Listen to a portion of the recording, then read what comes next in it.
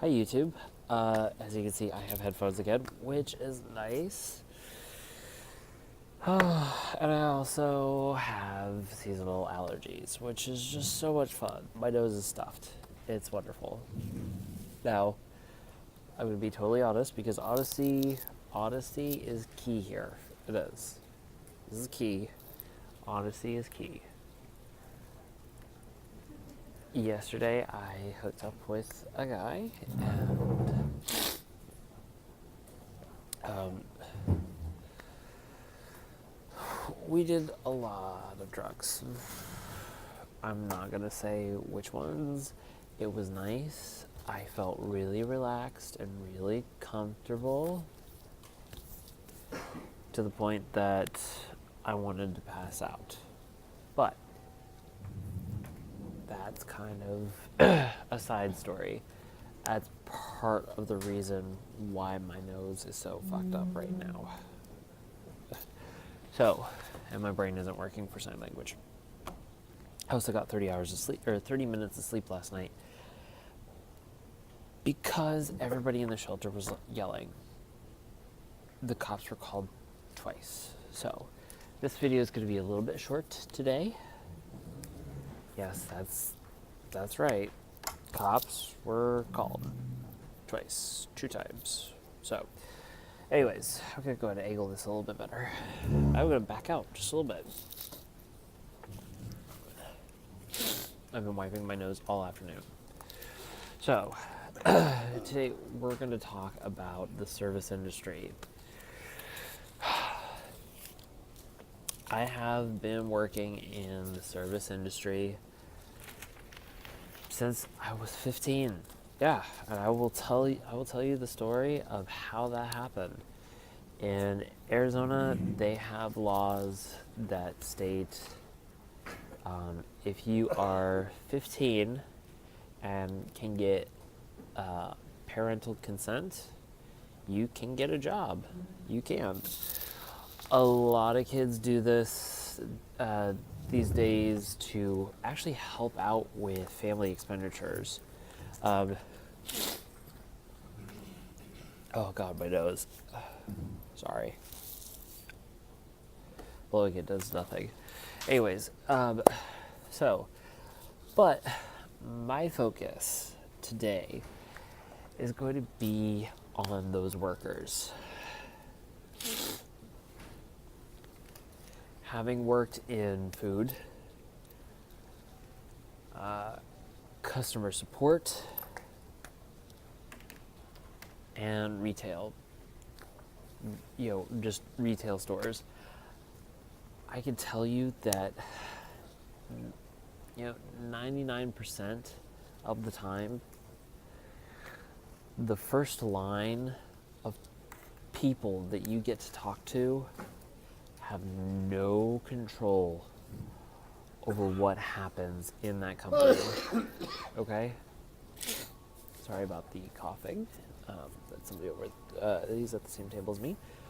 So I always feel like I'm in the Louvre when I'm at this library. Anyways, so those first line kind of defenders, they're, the cashier that you speak to, the first tech support guy that you get on the phone, the first person, the person that takes your order at fucking Burger King or McDonald's or wherever the hell you're eating, they have no control over anything that happens beyond what they are able to do. Okay. So, cashier at CVS, if you sit there and say, you know what, I think I should get this for 50% off because I've been waiting in line for 45 minutes. They don't have that authority. They don't have the power to do that. They will, in all likeliness, call a manager. My nose is getting worse as I'm talking. That manager is going to be able to say, you know what, Sure, why not? I'm sorry for the inconvenience. And they'll be able to punch in a few keys, and give you your 50% off. But you are going to get those managers that say, no, I'm sorry, that's not a good enough reason for me to give you this deep, deep, deep, sorry, of a discount. It's not. So what I'm trying to get at is, don't. Oh, hold on. Sorry, I pulled out the headphone cord. Don't yell at these people. Don't belittle them. Don't make them feel like they're horrible because they can't give you what you want. Because again, 99% of the time, they don't have the power to do that. So, don't.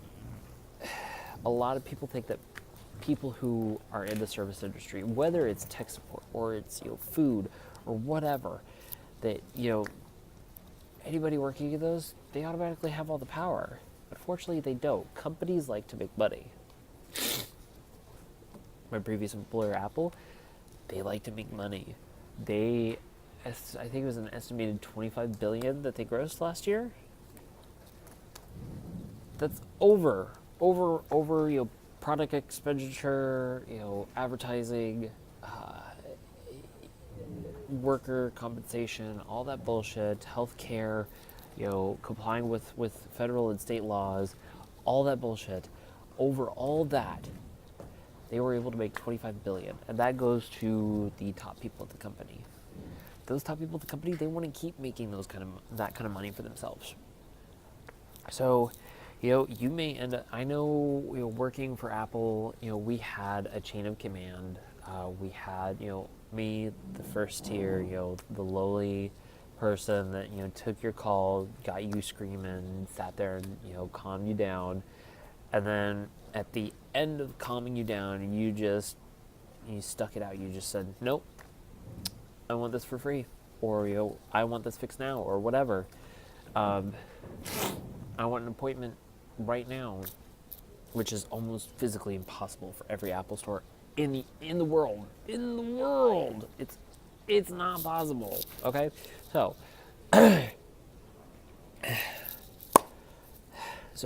what do I do? I get my senior advisor on the line, and the senior advisor sits there and listens to you bitch and moan again, and get angry again, even though I've already calmed you down. You pick it right back up.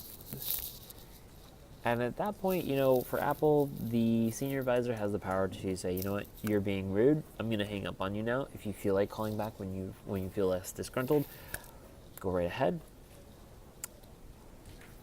But sometimes they do have the power to get you what you want. And then there's a third option. They may have to consult HR. HR has the overall power. I remember, seeing cases where somebody's, MacBook was completely destroyed in transit back to them, and HR had to get involved because HR had to send them a brand new one and set up an appointment in a store so that way we could try to recover their data, shit like that. And HR at that point will take it over and work with you from then on. Same with senior advisors. Senior advisors usually take ownership of a case until it's finished. But the yelling, the screaming, the getting angry, the being rude, it's not going to get you anything any faster. In fact, I still remember a few times where I would get a customer and they would start yelling at me right off the bat, and I'd put them on hold. I'd put them on a nice minute hold. I'd come back and I'd say, and they'd sit there and say, "Did you just put me on hold?" And I'd say, "You seem like you were yelling at somebody in the background there. I'm sorry. How can I help you today?"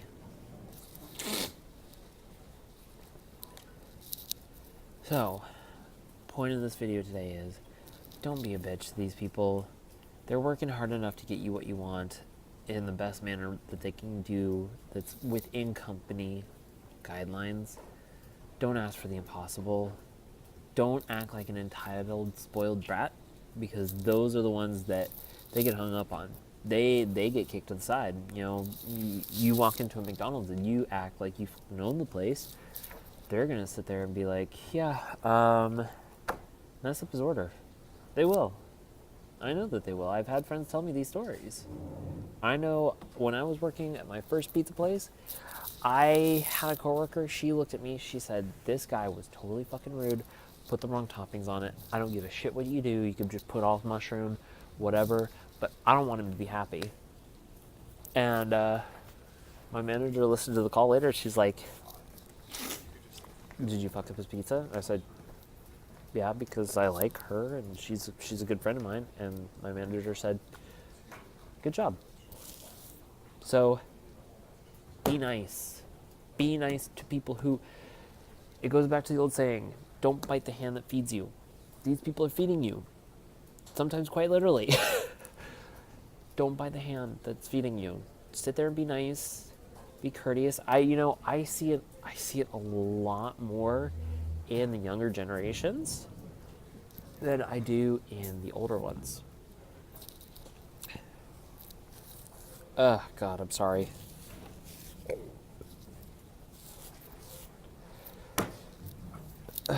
That said, I don't want to stereotype anybody, but if you're older, try to look at this from this end. Okay?